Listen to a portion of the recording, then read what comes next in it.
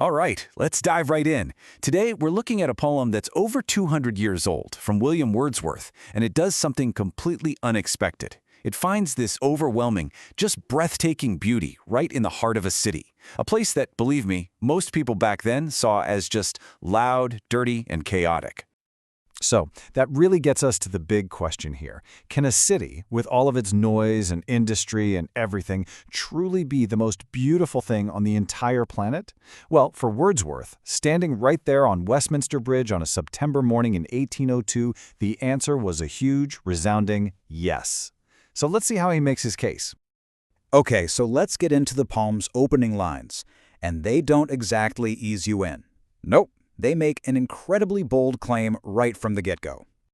Just think about that for a second. This isn't just, some nice praise. This is Wordsworth, a poet famous for his love of nature. We're talking lakes, mountains, the whole deal. And he is stating, with no room for debate, that this view of London is the most beautiful sight on the entire planet. Nothing else even comes close. And then bam, he immediately raises the stakes. He's challenging us, the reader, directly. He's pretty much saying that if you can just walk past this view and not feel something deep in your gut, then there's something wrong with you. Only a person with a dull soul could fail to be moved by something so majestic. It's such a powerful and personal way to open.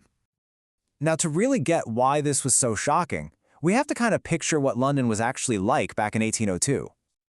And this, right here, just perfectly captures the poem's central conflict.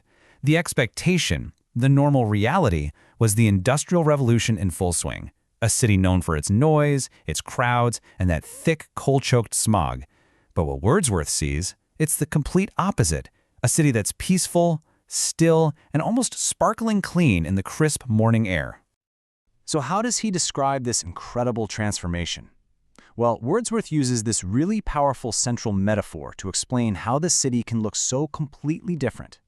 He imagines the city is literally wearing the morning's beauty, like a piece of clothing. It's such a brilliant image, right? It suggests the city itself has put on this stunning outfit, and in doing so, has totally transformed its identity. And what's so interesting about this garment idea is what it implies.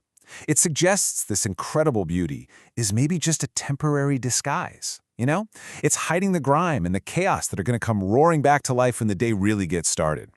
It's this fleeting, elegant moment that gives the city an almost human quality. And the one detail that would have been absolutely radical to anyone reading this in 1802 is this one: smokeless air. London was famous for its fog and smoke, its pea soupers. So to see it bright and glittering, well, that was like seeing it in an almost supernatural state, completely stripped of its industrial grit. So from that central idea, the poet then kind of zooms out. He starts painting this big panoramic picture of the silent, sleeping city, and he treats all its buildings like they're part of nature. He lists off all these man-made structures, ships, towers, domes, but listen to how he describes them. It's like they're just natural parts of the landscape, lying open to the fields and the sky, as if they've always belonged there. And here we go again. Wordsworth makes it intensely personal. This isn't just something he's seeing, it's something he's feeling. It's a profound sense of peace that he has literally never experienced before, anywhere. This urban calm is even greater than any tranquility he's ever found out in nature. So here's the crucial point. He makes the comparison totally explicit. He says the sun has never shone more beautifully on any valley, rock, or hill. In this one perfect morning moment, the man-made city has officially won the beauty contest against the natural world. The poem wraps up with this incredible emotional outburst. The city isn't just a pile of buildings anymore. It's a living, breathing thing. The houses themselves seem to be asleep, and that mighty heart, the engine of all the commerce and industry and human life, is just peacefully at rest. It's not dead, it's just sleeping. So, why does this short poem, written over 2 centuries ago about a view from a bridge, still feel so relevant and powerful to us today? What's going on here? Well, it's because Wordsworth basically gives us a recipe for finding beauty in our own crazy, busy worlds. He shows us that just by changing our timing or our vantage point or our whole perspective, we can discover a completely different reality that's been hiding in plain sight all along. And really, that's the poem's ultimate timeless message. Perspective is everything. That potential for awe, for calm, for profound beauty, it doesn't just exist out in some remote natural wonder. It can be found right in the middle of our bustling modern lives, if we just know how and when to look for it. So we'll leave you with this question to mull over.